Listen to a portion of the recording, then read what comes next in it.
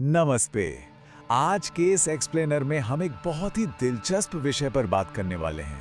हम एक बेहद प्राचीन ग्रंथ के एक खास हिस्से को डिकोड करेंगे और देखेंगे कि कैसे हजारों साल पहले कुरुक्षेत्र के मैदान में महसूस की गई घबराहट आज के हमारे ऑफिस के स्ट्रेस और टाइट डेडलाइन से बिल्कुल मेल खाती है। एक मेंटर के नजरिए से देखें तो पांडव सेना की वो विशाल परछाई सिर्फ कोई ऐतिहासिक घटना नहीं है, बल्कि ये हमारे रोजमर्रा के काम और वर्कप्लेस प्रेशर का एक बहुत ही सटीक रूपक है। तो सबसे बुनियादी सवाल यह है, आखिर ये असंभव सी लगने वाली डेडलाइंस हमारे मन में इतना डर क्यों पैदा करती हैं? जरा सोचिए, आपको अचानक बताया जाए कि अगले 48 घंटों में एक बहुत बड़ा सॉफ्टवेयर प्रोडक्ट डिप्लॉय करना है, या फिर Q4 की वो बेहद जटिल वित्तीय ऑडिट रिपोर्ट तुरंत तैयार करनी है। काम का ऐसा पहाड़ देखकर अक्सर हाथ पैर फूल जाते हैं, है ना? ऐसा क्यों होता है कि काम शुरू करने से पहले ही विफलता का, फेल होने का डर हम पर हावी हो जाता है? आज जिस स्रोत सामग्री पर हम चर्चा कर रहे हैं वो हमें इसका एक बहुत ही गहरा और मनोवैज्ञानिक जवाब देती है। आज के इस एक्सप्लेनर का हमारा एजेंडा कुछ इस तरह रहेगा। सबसे पहले हम बात करेंगे कार्यस्थल के युद्ध क्षेत्र की, फिर श्लोक 1.4 शत्रु की व्यू रचना को समझेंगे, उसके बाद घबराहट का मनोविज्ञान, फिर कड़ी डेडलाइंस का प्रबंधन और आखिर में संतुलित मन का विकास कैसे करें, इस पर चर्चा करेंगे। तो चलिए शुरू करते हैं। खंड 1, कार्यस्थल का युद्ध क्षेत्र। देखिए, आज का वो हाई प्रेशर ऑफिस का माहौल, जहां हर घंटे कोई नई डेडलाइन सिर पर मंडरा रही हो, वो सच में किसी कुरुक्षेत्र से कम नहीं होता। जब हम अपनी डेस्क पर बैठते हैं और पता होता है कि अगले कुछ ही दिनों में बड़े बड़े क्लाइंट्स को जवाब देना है, भारी भरकम प्रोजेक्ट्स डिलीवर करने हैं, तो वो जो दबाव महसूस होता है ना, वो बिल्कुल वैसा ही होता है जैसे कोई प्राचीन योद्धा अपने सामने खड़ी एक विशाल दुश्मन सेना को देख रहा हो। आगे बढ़ते हैं खंड 2 पर, श्लोक 1.4 शत्रु की व्यूह रचना। अब हम सीधे उस प्राचीन स्रोत सामग्री की ओर चलते हैं। हम देखेंगे कि इतिहास के एक बहुत ही प्रमुख पात्र ने एक विशाल और डरावनी चुनौती का सामना कैसे किया। इससे हमें यह समझने में मदद मिलेगी कि अत्यधिक दबाव में हमारा मानव मन वास्तव में काम कैसे करता है।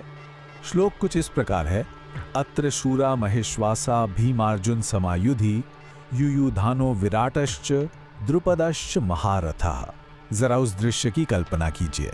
कुरुक्षेत्र का मैदान पूरी तरह सज चुका है।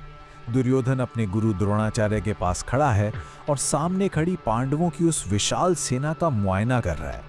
स्थिति बेहद तनावपूर्ण है। हवा में एक अजीब सी खामोशी और दबाव है। इस श्लोक में दुर्योधन कह रहा है कि इस सेना में अनेक वीर और महान धनुर्धर हैं जो युद्ध में भीम और अर्जुन के समान हैं। वो खास तौर पर सात्यकी, विराट और महारथी द्रुपद जैसे बड़े योद्धाओं का नाम ले रहा है। अब यहाँ ध्यान देने वाली बात क्या है? वो सिर्फ सेना का वर्णन नहीं कर रहा है, वो एक एक करके उन शक्तिशाली और अनुभवी योद्धाओं की गिनती कर रहा है, ये साबित करने के लिए कि उनके सामने खड़ी चुनौती कितनी विशाल और डरावनी है। दुर्योधन एक एक करके नाम गिनाता है, सात्यकी जो एक महान योद्धा है, विराट जो एक राजा है, और द्रुपद एक शक्तिशाली महारथी।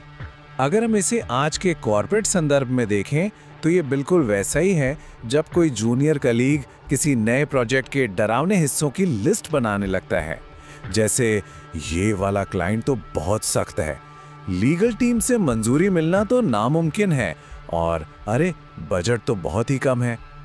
इस तरह की डरावनी लिस्ट बनाकर हम असल में काम शुरू करने से पहले ही खुद को मानसिक रूप से पंगु बना लेते हैं। अब आते हैं खंड 3 पर, घबराहट का मनोविज्ञान। चलिए इस स्रोत सामग्री के मनोवैज्ञानिक पहलू पर थोड़ा गहराई से नजर डालते हैं। जब हमारा मन किसी समस्या के विशाल आकार को देखकर घिर जाता है, तो असल में हमारे दिमाग के अंदर क्या चल रहा होता है? इस डोनट चार्ट को देखिए, ये स्थिति को बिल्कुल स्पष्ट कर देता है। जब हम घबराते हैं तो हमारी मानसिक ऊर्जा का एक बहुत बड़ा हिस्सा पूरी तरह से व्यर्थ हो जाता है। हमारी 90% मानसिक क्षमता सिर्फ और सिर्फ इस बात पर फोकस करने में चली जाती है कि समस्या कितनी बड़ी है। और असली काम यानी एग्जीक्यूशन के लिए हमारे पास सिर्फ 10% बैंडविड्थ बचती है। दुर्योधन जो वो गिनती कर रहा था ना, वो कोई सामान्य परिचय नहीं था। वो उसके अंदर बढ़ती चिंता और मानसिक दबाव का सीधा संकेत था।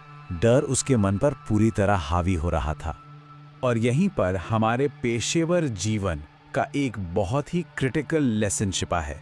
जब मन डर से भर जाता है, तब हम बार बार समस्या की विशालता पर ही ध्यान केंद्रित करने लगते हैं। जब हमारा पूरा फोकस सिर्फ कठिनाइयों पर होता है, तो डर और तेजी से बढ़ने लगता है। ये एक खतरनाक दुष्चक्र है। हम चुनौती को जितना बड़ा करके देखेंगे, हमारे ऊपर दबाव और मानसिक पंगुता उतनी ही ज्यादा हावी होती जाएगी। तो अब सवाल उठता है और हम आते हैं खंड 4 पर, कड़ी डेडलाइंस का प्रबंधन। एक अनुभवी मेंटर इस मुश्किल स्थिति को कैसे संभालेगा? हम किसी को या खुद को इस मेंटल पैरालिसिस से बाहर कैसे निकाल सकते हैं? यहाँ हमारे सामने दो बिल्कुल अलग मानसिकताएं आती हैं। एक तरफ है दुर्योधन की मानसिकता, जहाँ चुनौती को बिना बात के बहुत बड़ा बना दिया जाता है और पूरा ध्यान सिर्फ उन बातों पर होता है जो डराती हैं। दूसरी तरफ है मेंटर की मानसिकता, जहाँ स्थिति की गंभीरता और उसके दायरे को पूरी तरह स्वीकारा तो जाता है, लेकिन एक संतुलन बनाए रखा जाता है।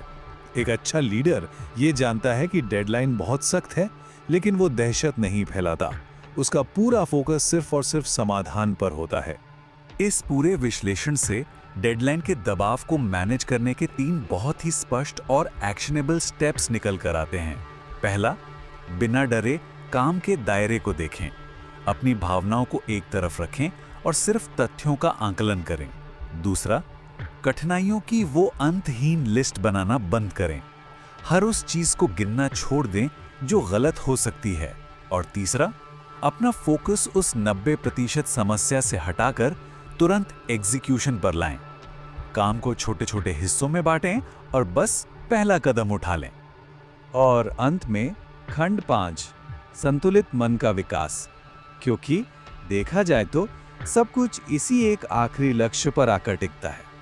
अत्यधिक दबाव की स्थिति में अपनी मानसिक स्थिरता बनाए रखना ही हमारी सबसे बड़ी जीत है।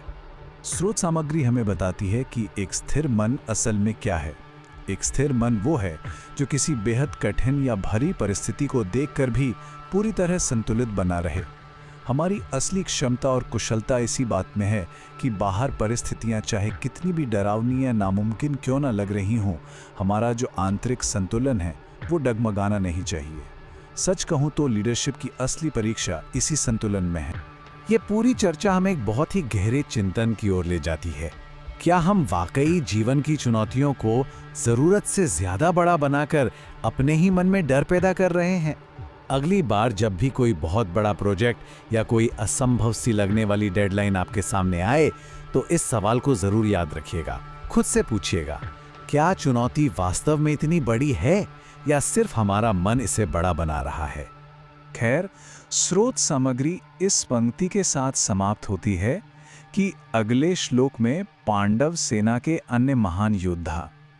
यह हमें बताता है कि चुनौती का विवरण अभी खत्म नहीं हुआ है। आगे और भी बहुत सी चीजें हैं जिनका विश्लेषण किया जाना बाकी है। आज के इस एक्सप्लेनर में हमारे साथ जुड़ने के लिए आपका बहुत बहुत धन्यवाद। इन रणनीतियों को अपने अगले प्रोजेक्ट में जरूर लागू करके देखिएगा। मिलते हैं आपसे अगले विश्लेषण में।